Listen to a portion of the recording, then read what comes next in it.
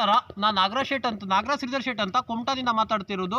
ಈಗಾಗಲೇ ನಾವು ಹೇಳಕೊಂಡಿರುವಂಥ ವಿಷಯ ಏನಂದರೆ, ಈಗಾಗಲೇ ನಾನು ಮಹಾಭಾರತದ ಬಗ್ಗೆ ಸ್ವಲ್ಪ ಸಂಕ್ಷಿಪ್ತವಾದ ವಿವರಣೆಯನ್ನು ತಮಗೆ ಕೊಡ್ತಾ ಇದ್ದೀನಿ.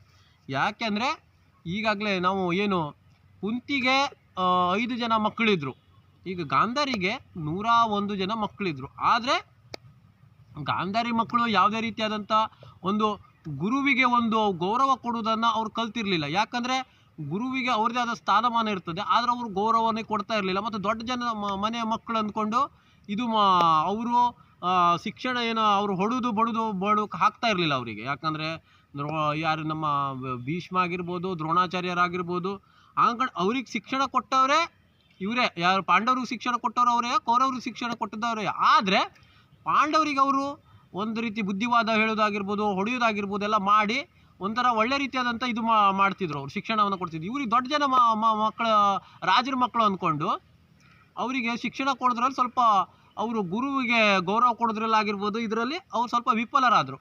ಆ ಒಂದು ನಿಟ್ಟಿನಲ್ಲಿ ಅವರಿಗೆ ಒಂದು ಏನು ಯಾರಿಗೆಷ್ಟು ಗೌರವ ಕೊಡಬೇಕು, ಏನು ಮಾಡಬೇಕು ಅನ್ನೋದೇ ಗೊತ್ತಾಗಲಿಲ್ಲ. ಯಾಕಂದರೆ ಅವರಿದ್ರಲ್ಲಿ ನಾಯಕತ್ವ ಇಲ್ಲದ ಒಂದು ಇದಾಗ್ಬಿಡ್ತು. ಯಾಕಂದರೆ ನಾಯಕತ್ವ ಇಲ್ಲಂದರೆ ಎಲ್ಲರೂ ತಾನೇ ಸೇನಾಧಿಪತಿ, ತಾನೇ ದೊಡ್ಡ ಇವರು ಅಂದ್ಕೊಂಡು ಮೆರೆದ್ರು. ಇಲ್ಲಿ ಏನಾಯಿತು ಅಂದರೆ ಪಾಂಡವ್ರ ಕಡೆ ಏನಾಯಿತು ಕೇಳಿದ್ರೆ, ಶ್ರೀಕೃಷ್ಣ ಏನಾದ ಅಂದ್ಬಿಟ್ರೆ ಅವ್ರ ತಾಯರು ಏನಾದರು ಕುಂತಿಯವರು ತನ್ನ ಮಕ್ಕಳಿಗೆ ಶ್ರೀಕೃಷ್ಣನನ್ನೇ ಇದು ಮಾಡಿಕೊಡ್ತಾಳೆ ಅವಳು ಆಕೆ. ಆದ ನಂತರ ಶ್ರೀಕೃಷ್ಣ ಆದವನು 5 ಜನರಿಗೆ ಕಾದ್ಕೊಳ್ತಾನೆ. ಅಲ್ಲಿ 101 ಜನ ಆಗಿರೋದ್ರಿಂದ ಎಲ್ಲರಿಗೆ ಒಬ್ರಿಗಿಂತ ಒಬ್ರು ಬುದ್ಧಿವಂತರಾಗಿದ್ದರು. ಅದಕ್ಕಾಗಿ ಅವ್ರಿಗೆ ಕಾದ್ಕೊಳಕ್ಕಾಗಿಲ್ಲ.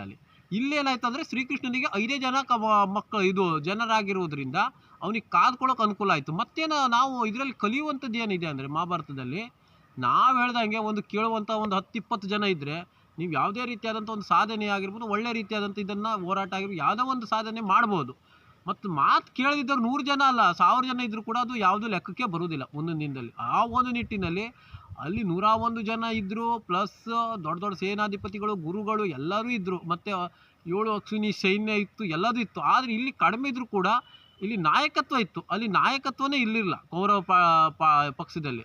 ಆ ಒಂದು ನಿಟ್ಟಿನಲ್ಲಿ ಅವರಿಗೆ ಸೋಲನ್ನು ಅನುಭವಿಸ್ಬೇಕಾಯ್ತು. ಮತ್ತೇನೆಂದರೆ ಇಲ್ಲಿ ದೊಡ್ಡ ರಾಜರ ಮಕ್ಕಳು ಅನ್ನೋದು ಒಂದು ಅವರಿಗೆ ದಂಡಿಸ್ಕೊ ಆಗ್ತಾ ಇರಲಿಲ್ಲ. ಈಗ ದುರ್ಯೋಧನಿಗಾಗಿರ್ಬೋದು, ದುಶ್ಯಾಸನಿಗಾಗಿರ್ಬೋದು, ಇಲ್ಲಿ ಏನು ಮಾಡ್ತಾಯಿದ್ರು ಅಂದರೆ ದಂಡಿಸ್ತಾ ಇದ್ರು ಇವರಿಗೆ, ಕುಂತಿ ಮಕ್ಕಳಿಗೆ. ಯಾಕಂದರೆ ನೀವು ತಪ್ಪು ಮಾಡಿದ್ರೆ ಹಿಂಗೆ. ಅದಕ್ಕಾಗಿ ಅವರು ಯುದ್ಧ ಭೂಮಿಯಲ್ಲಿ ಇವ್ರ ಸಂಗಡ ಯುದ್ಧ ಮಾಡ್ಬೇಕಾದ್ರೆ ಭಾಳ ಪಶ್ಚಾತ್ತಾಪವನ್ನು ಪಡ್ತಾರೆ ಅವರು. ಆ ಒಂದು ನಿಟ್ಟಿನ ಆದರೂ ಕೂಡ ನಮ್ಗೆ ಸೋಲು ಆಗ್ತದೆ ಅನ್ನೋದು ಗೊತ್ತಿರ್ತದೆ. ಯಾಕಂದರೆ ದ್ರೋಣಾಚಾರ್ಯರಾಗಿರ್ಬೋದು, ಭೀಷ್ಮರ, ಅಲ್ಲಿ ಶ್ರೀಕೃಷ್ಣ ಇದ್ದಾನೆ ಅನ್ನುವಂಥದ್ದು ಅವ್ರು ಗೆಲುವೇ ಆಗ್ತದೆ ಅಂದ್ಕೊಂಡೆ ಅವ್ರು ಯುದ್ಧ ಮಾಡ್ತಾರೆ. ಆ ಒಂದು ನಿಟ್ಟಿನಲ್ಲಿ ಈಗಾಗಲೇ ನಾವು ದೊಡ್ಡ ಶ್ರೀಮಂತರ ಮಕ್ಕಳು, ನಾವು ಒಂದು ಕಡೆ ಓವರ್ ಕಾನ್ಫಿಡೆನ್ಸ್ನಲ್ಲಿ ಇರ್ಬೋದು. ಯಾಕಂದರೆ ಓವರ್ ಕಾನ್ಫಿಡೆನ್ಸ್ನಲ್ಲಿದ್ದರೆ ಏನಾಗ್ತದೆ ಕೇಳಿದ್ರೆ ಅವರು ಈಗ ನೋಡಿ ಭಯೋತ್ಪಾದಕರು ದೊಡ್ಡ ಇದೆಲ್ಲ ಆಗಿರೋರು ಹೆವಿ ಶಿಕ್ಷಣ ಕಲ್ತವ್ರೆ. ಆ ಒಂದು ನಿಟ್ಟಿನಲ್ಲಿ ಶಿಕ್ಷಣ ಕಲಿಯೋದಕ್ಕಿಂತ ಅಲ್ಲಿ ನಾವು ಒಳ್ಳೆ ರೀತಿಯ ಸಂಸ್ಕಾರವನ್ನು ಕೊಡಬೇಕು. ಆ ಒಂದು ನಿಟ್ಟಿನಲ್ಲಿ 1-2 ಮಾತನ್ನು ಮುಗಿಸ್ತಾ ಇದ್ದೀನಿ.